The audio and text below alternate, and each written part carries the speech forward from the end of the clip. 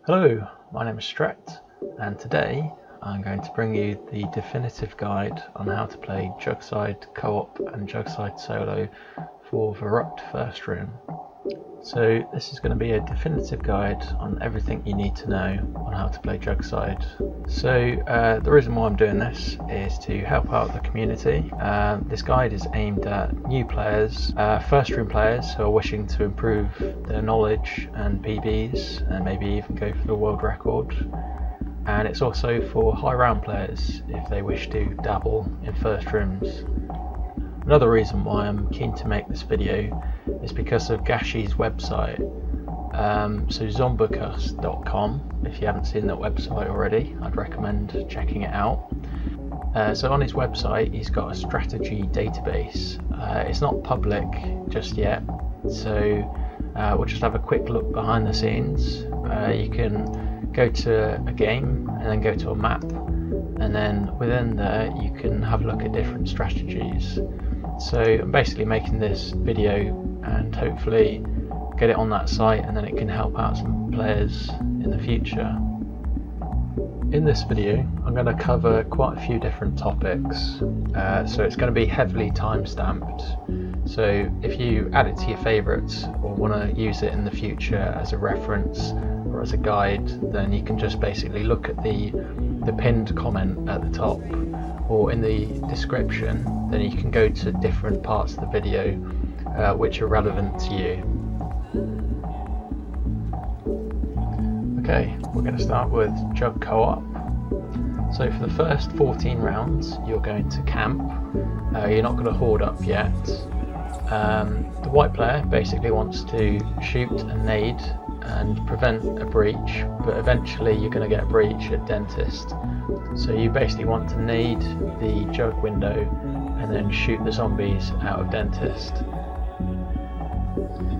As for blue, you basically want to nade the front as much as possible, and when dentist is going to breach, then blue player wants to call out to white player that is going to breach, and then together you both nade the dentist window just as they breach. Now in terms of nade placement, you either want to nade towards the field if there's zombies far back, but if there's zombies that are going to breach, they're close to the window, then there's two different spots that you can nade. You can either nade off this wall, or the most ideal place is to nade off this wall right here. This is my personal favourite because you can, this nade spot will basically hit both windows at the same time, and you can board the window really easily whilst nading. If you continually nade at this spot and then build the window, then you should never get a breach basically. But if you nade at the first spot, the old spot that everybody used to do, then you might get a breach at square. So basically you should be able to hold the windows until 14. When dentist breaches, then you're going to nade the dentist as soon as it breaches. So here's some advanced nading strategy, some pro strats if you like. So the blue player can nade the front, and then when white player is going to breach at dentist, what he can do, the white player can run over to the dentist and then he can shoot that window, whilst the blue player runs over to JuggSide and then nades the window for white, and then he wants to quickly run back to the front and prevent any breaches from the front windows. There's another couple of nading spots that you should know. One is nading off this little bar. If you align up your crosshairs like this, then you can throw some nades and then they will land perfectly just in front of the jug window. Another one, this one was discovered by Verruckt. You can nade through this window if you aim exactly at this point. That will also nade on jug window. However, these two nading spots, I wouldn't really recommend them these days. Instead, what's better to do is to run into jug and nade the window so you can put one or two boards on and then quickly run back to the front. These are advanced strategies, you don't need to do this. Basically all you have to do is just nade the front and then nade dentist when it breaches. You don't really want to horde up at this stage. You want to prevent any breaches and horde up as late as possible.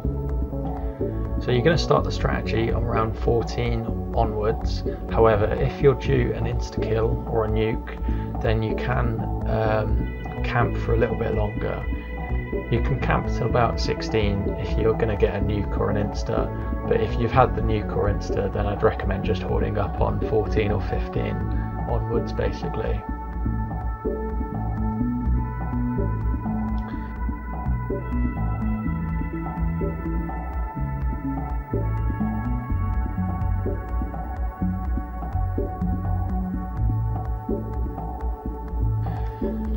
So from 14 to 27, you're going to do this horde-up strategy basically.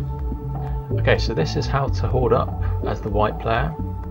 You're going to put on about 4 to 6 boards, or wait about this long on Jugg. Then you're going to run to the front, you're going to put a couple of boards on the front and build squares, you're running backwards. Then you're just going to look into Jugg and let the Jugg window breach first.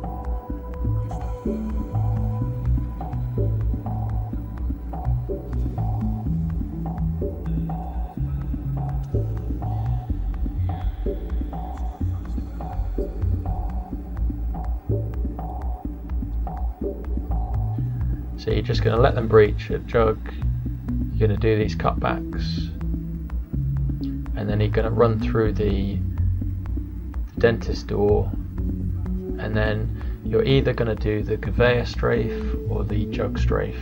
Once you've done that, you're going to run into dentist, you're going to let them breach at dentist, and then you've got the horde up nice and easy. So only a couple of things to know here is you basically want Jugg to breach first, then you're going to bring the zombies from Jugg to square and then do the cutbacks. However, sometimes the front might breach first. This is a less than ideal situation, but it's quite easy to deal with. Basically you want to do a little loop in Jugg as demonstrated here before you go into the horde up strategy. Basically you want to run quickly through the dentist door to the other side. This will prevent zombies pulling towards blue. If you do it too quickly or stay in that area for too long, then they're going to pull for the blue player, and you don't want the zombies to pull over to blue basically. So this is the usual cutback that you're going to do, but sometimes a gap might open up and you can do a little loop like this. If there's a gap and you can jump through the gap without taking a hit, then go for it. But if you feel like you're going to take a hit, then just don't risk it, because if you feel like the gap is too small, then you're going to take a double slap, so you don't really want to do this. Only do this loop if it's safe, and only do it once, don't do it twice. Once you're in this situation, you can either do the Jugg strafe or the gewher strafe.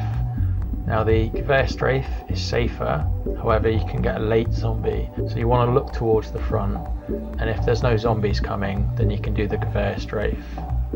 But at this situation the blue player should be ready to run out of dentist, just in case the white player does down. When you do the Jugg strafe, the blue player wants to run out of dentist, and then the white player will run into dentist. Do this every time, whether white player downs or not.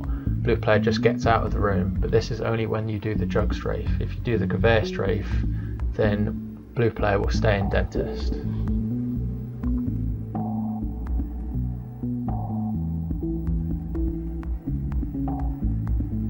Something that can help with the early rounds between round 14 and 19 is both white and blue players shoot at dentist. Basically, once you've killed those zombies, blue player is going to go and hold Jugg, and then the white player is going to go to the front, and then when dentist is going to breach or there's a few zombies there, then white player is going to call out to the blue player to run back to dentist.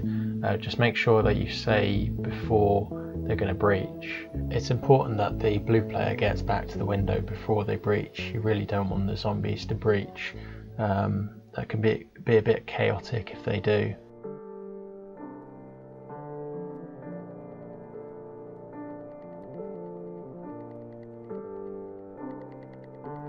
Okay, so now I'm going to explain Prenades. So Prenades are basically nading the zombies to damage them before you're going to kill them.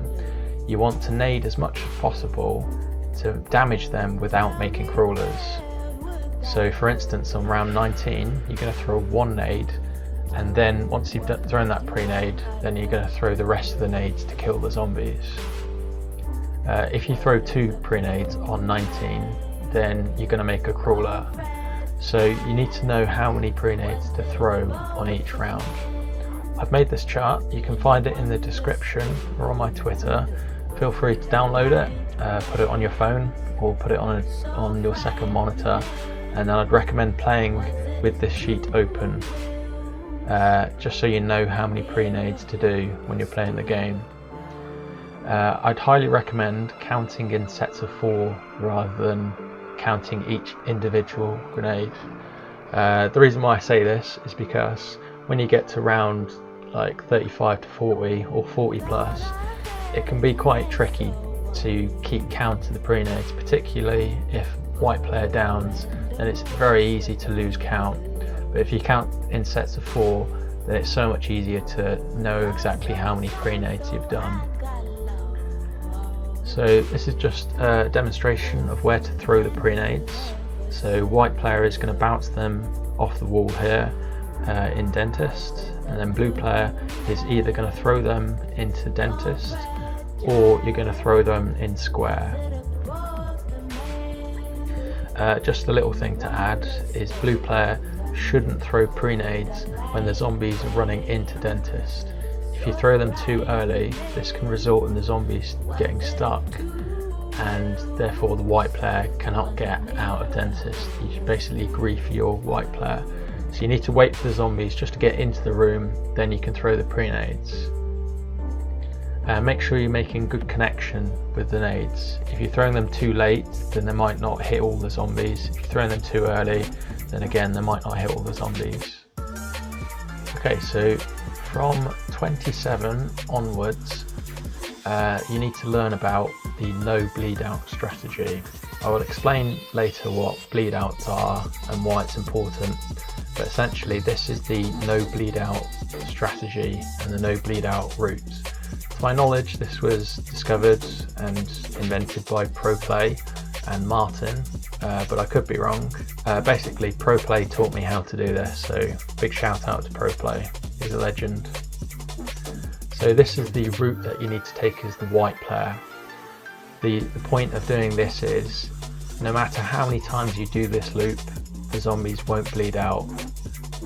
So white player needs to continually do this route, and the blue player needs to throw all the pre-nades. Once the blue player has thrown the correct number of pre-nades, then the blue player can call out to the white player that you're ready to nade and kill the horde.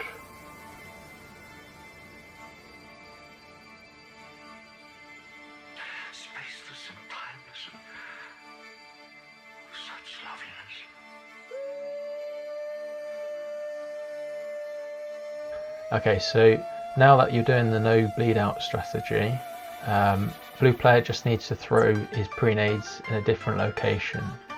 So basically, I'd recommend throwing 2 or 3 pre-nades in dentist, and then throwing 5 or 6 in square.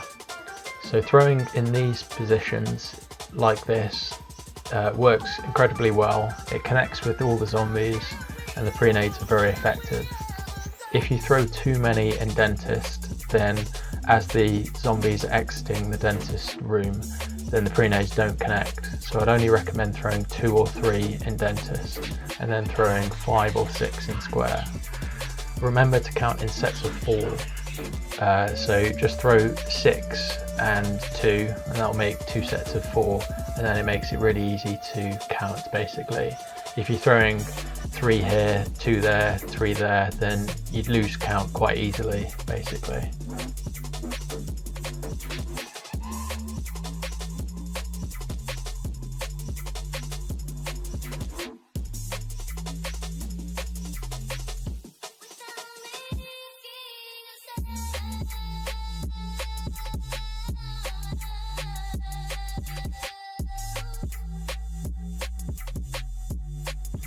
This is the most important part of the entire strategy, is on the end of round 39 you need to write ELMO noob or easy 40.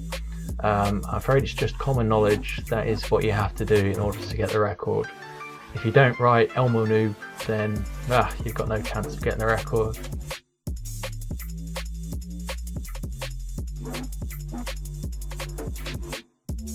Okay, so round 40 onwards is just a continuation of the no bleed out strategy. Make sure you count the Prenades correctly. This is really important. If you miscount your Prenades, you might end up with crawlers, and this could be a horrible situation to deal with. Also, bleedouts are an absolute nightmare. If you do get bleed out, then depending on how far you are along with the Prenades and what round you're on, you either let the bleedouts come into the map and then you horde up and then you kill just like normal, or you can quickly damage or even kill the bleedouts at the windows. But remember, you want to do the no bleed out strategy for basically 27 onwards. You can do it about 30 onwards, but I just recommend doing it from 27 onwards, and then you have no problems at all. So yeah, just a continuation of 40 plus. You just want to be in the correct position, just continue on with the strategy. You need to concentrate. It's not the most difficult map, but it's just time consuming, so you just need to play without making mistakes. Playing high rounds is a lot easier in my opinion. You've got a lot more leeway for mistakes, but any mistake playing first rooms can just result in a very quick death. Okay, so I'm just going to go over some difficult situations with clutch moments, just explaining what you should do in each situation. So in my opinion, I think white player has the easier role than blue player. However, if you have a good white player, then you can get to a decent round. But when you have a good blue player, then you can push the high round even further. The blue player needs to be able to deal with any situation where the white player goes down.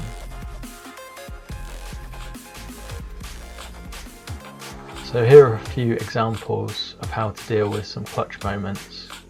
One of the most difficult situations is when the white player downs just in front of the dentist door as you're starting the horde up. You've got a few different choices you can make here. You can either run very quickly to Jugg, and then you have a choice of doing the gewher strafe or the Jugg strafe.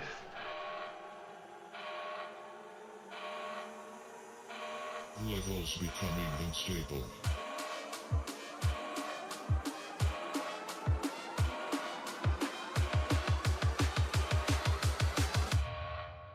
Increasing pressure.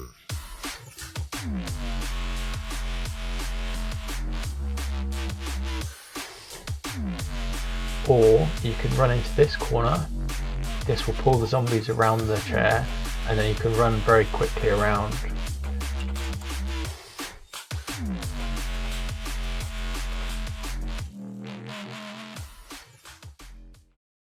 Or you're left with the third choice, which is bringing the zombies into the room and then running out of the dentist door. This is the most dangerous one, and it's probably the last resort, because during the start of the horde up, it's very likely that the door will be blocked.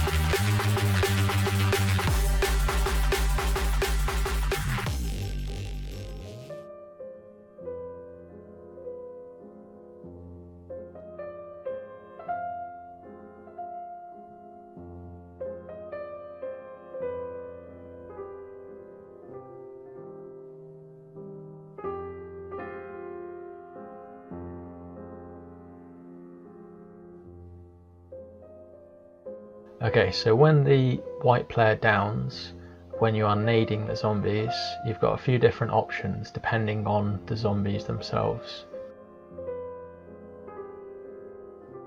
If the zombies are nearly dead, what you can do is you can run to Jugg and then you can throw nades into square just to finish off the zombies. Then you wait and Jugg just for a second and then you run and get the revive.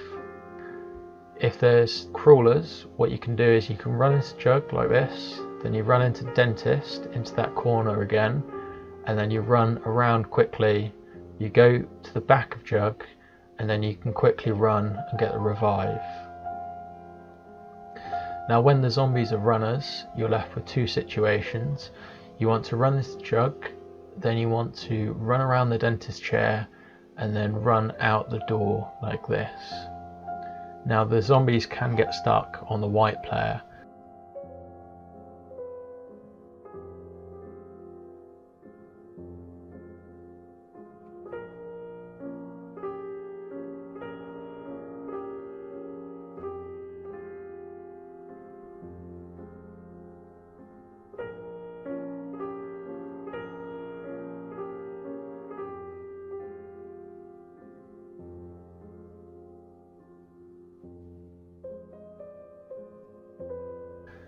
So what you can do instead is you can go into Jugg and then you can either do a cutback or go slowly into dentist.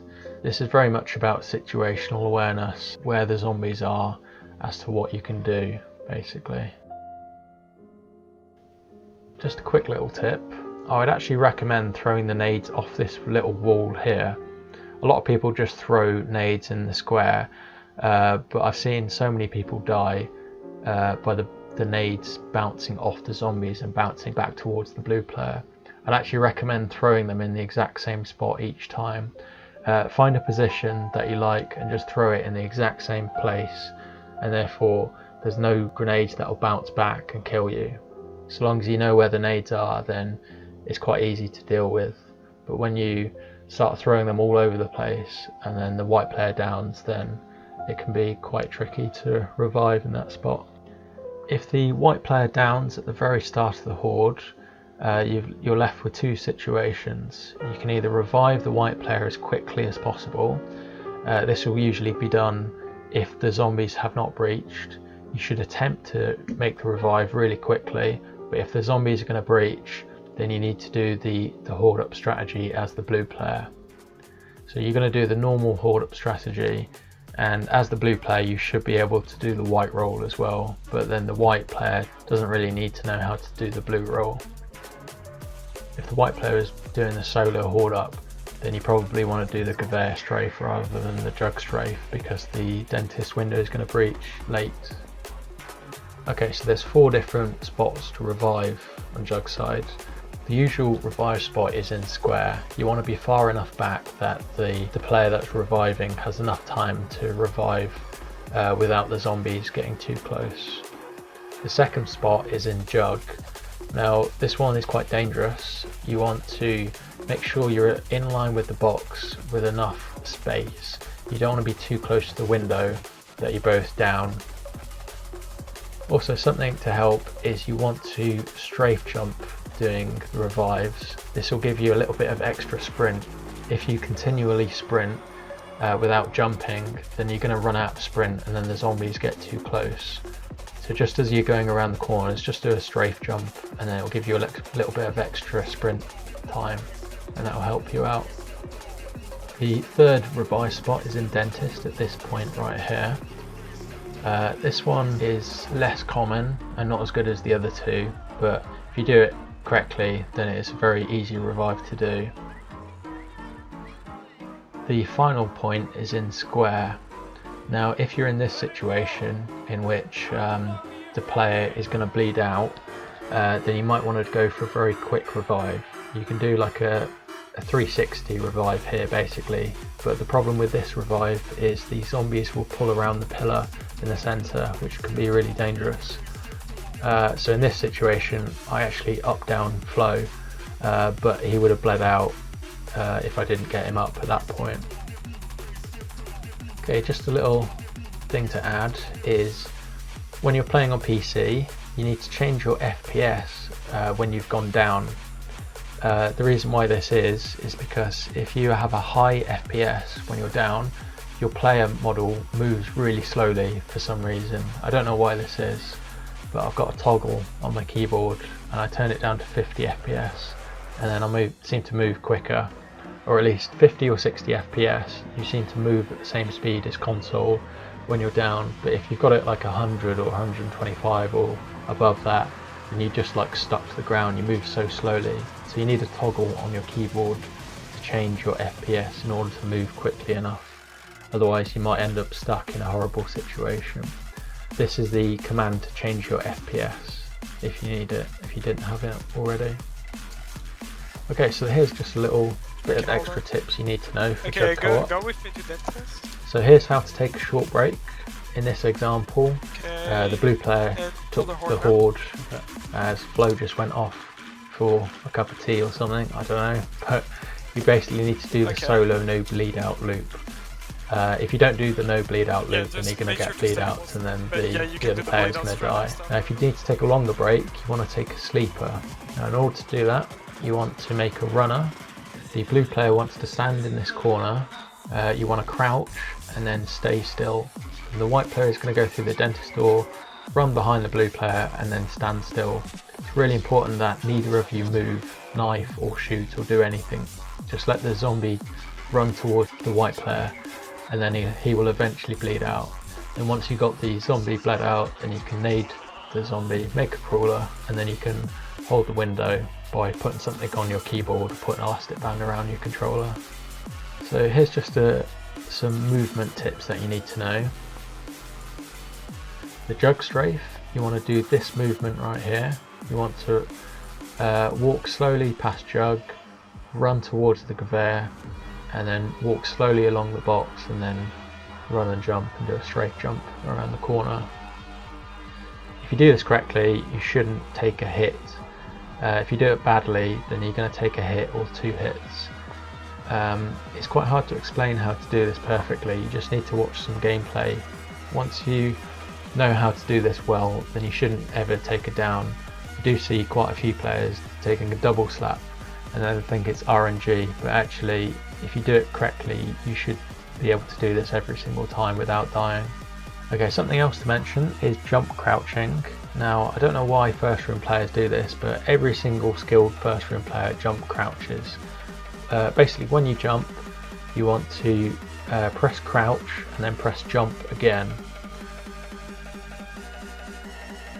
Like I'll show on my controller now, or if you're playing mouse and keyboard, then you want to jump and then press crouch and then jump again. So whatever your keybinds are.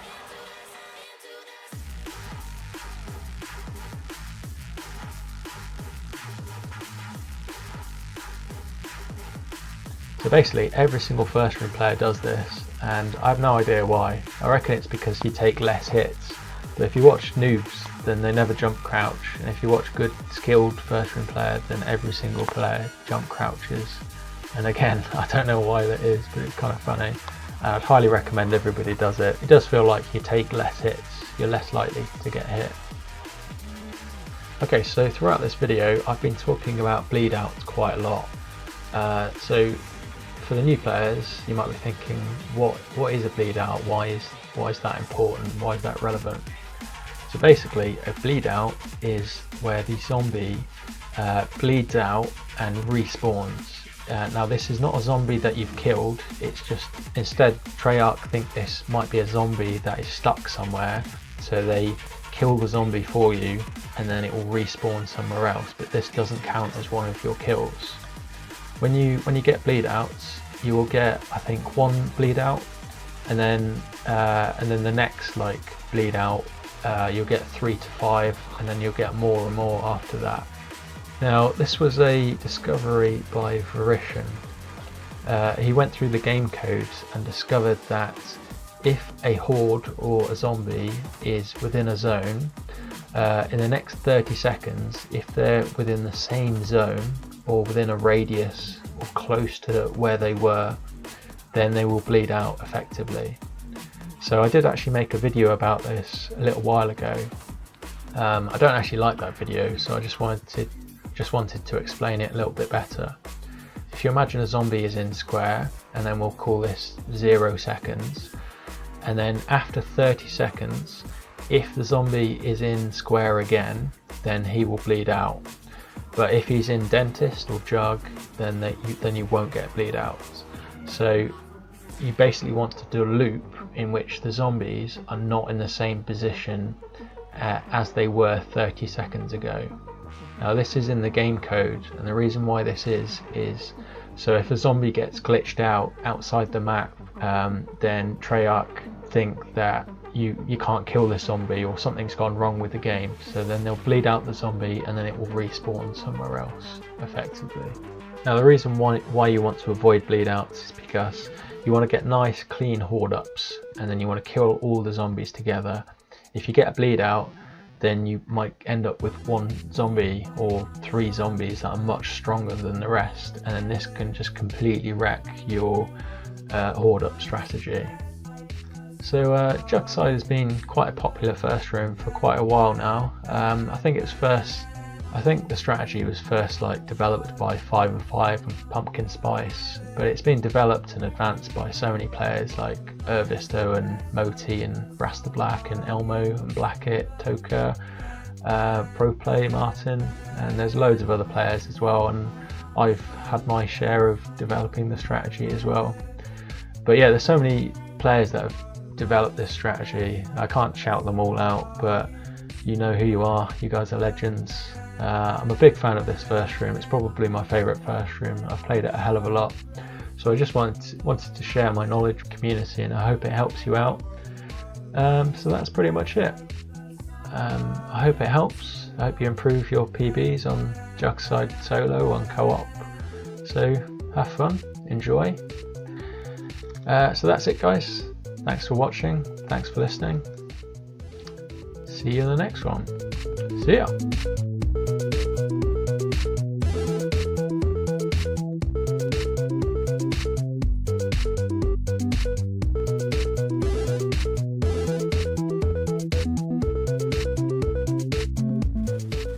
I think it's the end. Okay, what have I done?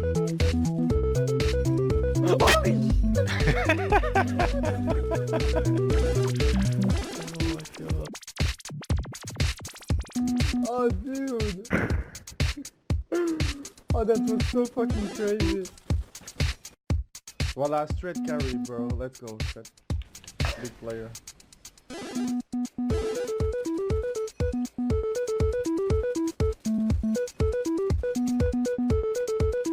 Let's go. Oh my god. Oh my. Oh, Wow, God. you got lucky. It's FOV. RNG. I like that. Oh, God, I'm dead. Yeah. Yo! Oh!